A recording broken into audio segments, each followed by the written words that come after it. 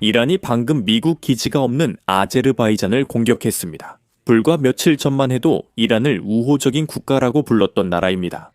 설상가상으로 이란이 보낸 드론 중 하나는 실제로 초등학교를 겨냥한 것이었고 그 학교는 아직 수업 중이었습니다. 정권 붕괴가 가까워질수록 이란이 모든 사람들에게 분노를 표출하는 것 같습니다.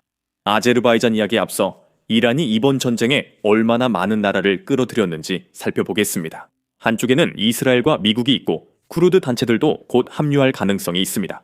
이에 대해서는 엇갈린 보도가 나오고 있는데 이 부분은 다른 영상에서 다루겠습니다. 그리고 이란이 공격한 나라들이 있습니다. 여기에는 아제르바이잔, 바레인, 이라크, 요르단, 쿠웨이트, 오만, 카타르, 사우디, 아랍에미리트, 터키, 프랑스, 그리스, 이탈리아, 네덜란드, 스페인, 영국, 키프로스가 포함됩니다. 또한 혁명수비대 지시에 따라 전쟁에 참여하고 타국을 공격하는 이란 대리 세력들도 있습니다. 이들은 헤즈볼라, 팔레스타인 이슬람 지하드, 인민동원군 등 혁명수비대와 긴밀하게 협력하고 있는 세력들입니다. 이 전쟁은 너무나 확산되어서 이제 이란은 미국 기지가 없는 나라들까지도 아무 나라나 공격하고 있습니다.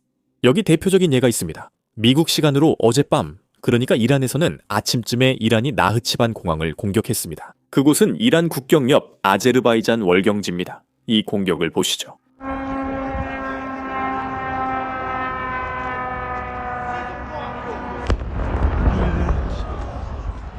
하지만 이란은 공항에서 멈추지 않았습니다.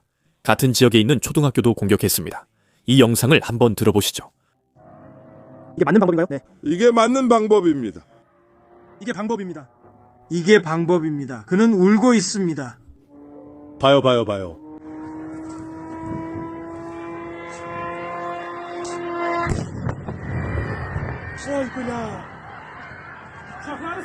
물론 지금 우리는 학교가 수업 중이었는지에 대한 정보는 없지만 배경에서 아이들이 소리 지르거나 많은 사람들이 소리 지르는 걸 들었을 때 제 생각에는 학교가 수업 중이었고 아이들이 학교에 있었던 것 같습니다.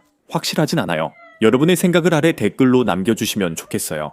다행히도 그 드론이 건물을 직접 맞추진 않았지만 학교 건물에 아주 가까이 떨어져서 정말 무서웠을 것 같아요. 이제 이 모든 상황을 더욱 충격적으로 만드는 정보를 말씀드리겠습니다. 바로 어제 아제르바이잔 대통령이 이란 대사관을 방문해서 하메네이에게 경의를 표했습니다. 그는 암살당한 최고 지도자에게 애도를 표했어요.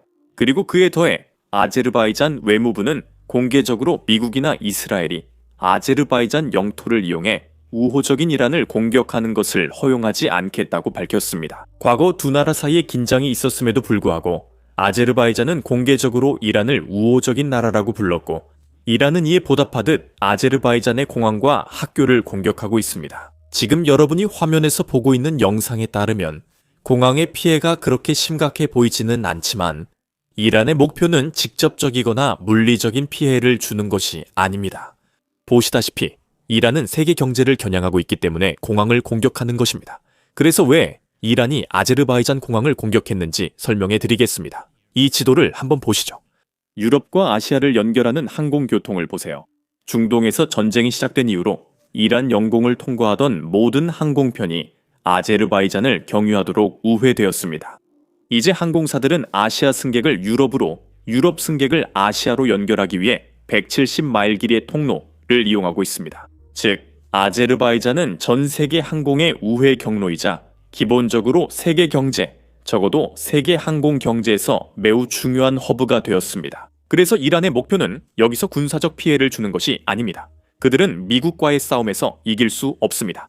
그들의 목표는 경제적 피해를 주는 것입니다. 세계 경제에 충분한 타격을 가해서 모두가 미국에게 멈추라고 압박하게 만드는 것이죠. 그래서 그들은 세계에서 가장 바쁜 공항인 두바이 공항을 공격하고 있는 것입니다. 그래서 그들은 세계에서 가장 붐비는 공항 중 하나인 카타르 공항을 공격하는 것입니다. 그래서 그들은 아제르바이잔 공항을 공격 중입니다. 그곳이 세계 환승의 새로운 경로가 되었기 때문입니다. 하지만 혁명 수비대에게 불행하게도 이것이 이란의 가장 큰 실수가 될 수도 있습니다. 왜 그런지 보여드리겠습니다. 몇 편 전 영상에서 이야기했던 그 민족 지도부터 다시 살펴보죠. 다시 한번 지도를 보세요. 저기 북동쪽에 빨간색으로 표시된 부분이 보이시죠? 저기는 이란 내 소수민족인 아제리족이 살고 있는 지역입니다. 이로 인해 두 나라 사이에는 오랜 긴장이 존재해 왔습니다. 아제르바이잔은 이란이 이 아제리족을 오랫동안 부당하게 대우해왔다고 비난해왔죠. 이 부분이 앞으로 어떤 일이 일어날지에 큰 역할을 하게 될 겁니다. 하지만 그 이야기에 들어가기 전에 아래 구독 버튼과 좋아요 버튼을 눌러주시면 감사하겠습니다. 이게 알고리즘상 저희에게 정말 큰 도움이 됩니다. 특히 이란이 온라인에서 그들의 선전을 퍼뜨리기 위해 많은 돈을 쓰고 있다는 점을 고려하면 더욱 그렇죠. 그래서 저희는 진실을 알리고 봇들과 맞서 싸우려고 합니다. 아래 좋아요 버튼 꼭 눌러주세요. 이제 계속하겠습니다. 보시다시피 바로 어제 이란 내에 거주하는 아제르바이잔인들이 아제르바이잔 대통령에게 사실상 보호를 요청했습니다. 그들은 이란의 상황이 빠르게 악화되고 있고 위험이 매일 커지고 있다고 주장합니다. 그래서 그들은 두려워하고 있습니다. 그리고 같은 날 아제르바이잔 군대가 전투 경계 태세에 들어갔습니다. 실제로 우리는 휴가 중이던 군인들이 소집되고 군인들의 휴가가 사실상 취소되거나 단축된다는 보도를 보았습니다. 사실상 국가가 심각한 무언가를 예상하고 있다는 신호를 보낸 셈이죠. 그리고 오늘 아침 이란이 공격을 감행했습니다. 아제르바이잔의 대응은 신속하고 단호했습니다. 국방부는 즉시 보복 조치가 준비되고 있다고 공개적으로 밝혔습니다. 그리고 아제르바이잔 대통령도 공격 이후 국민에게 한 대국민 연설에서 사실상 같은 메시지를 반복했습니다. 신호는 걸프 국가들과 달리 아제르바이잔은 이를 용납하지 않겠다는 것이었습니다. 이때 이란이 입장을 번복하려고 했습니다. 그들은 사과하지 않았고 오히려 이건 아마 우리 소행이 아닐 것이다 라고 말했습니다. 한번 들어보시죠. 이란 외무부 차관입니다.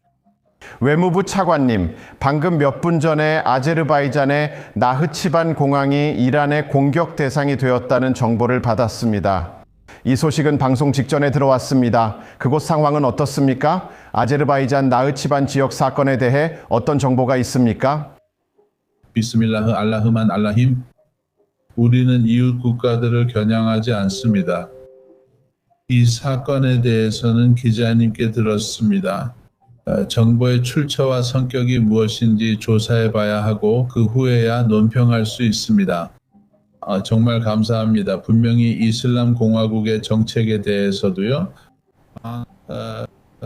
사실 이웃 국가들을 공격하거나 표적으로 삼는 일은 없습니다. 만약에 우리의 적대 세력, 즉 시온주의 정권과 미국의 군사 기지들이 그곳에서 활동하고 있으며 이란 이슬람 공화국의 무고한 사람들을 공격하는 데 사용되고 있습니다. 왜냐하면 우리는 처음부터 이 지역에 군사 기지가 있고 그것이 이란을 공격하는 데 사용된다면 이라고 이미 밝혔기 때문입니다. 미군이 그곳에 있으면 우리는 그들을 표적으로 삼을 것입니다. 이것이 우리의 정책입니다. 그러니까 기본적으로 외무차관은 우리가 이웃 나라들을 공격하지 않는다고 주장하고 있지만 그들은 중동의 모든 나라를 공격했습니다.